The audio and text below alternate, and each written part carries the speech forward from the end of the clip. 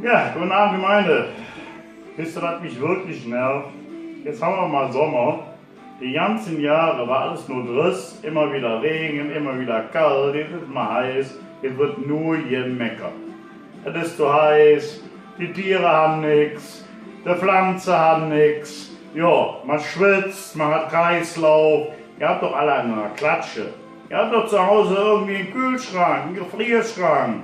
Holt euch doch einfach mal hier solche Bügel, Eiswürfel, Kinder, ein kühles Bier. Soll ich euch zeigen, was man damit mit? Zeige ich euch. Unfassbar. Und hört auf zu meckern.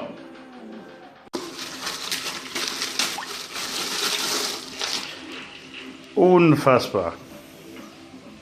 Keine Kreativität. Anstatt zu mal froh sind, dass es heiß ist, nee, mecker, mecker, mecker. Mann, oh Mann, oh Mann, oh Mann.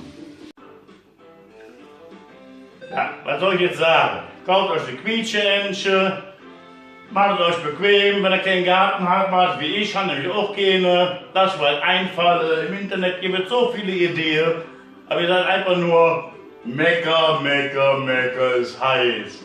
Hey, bisschen Wasser für euch. Alles gut.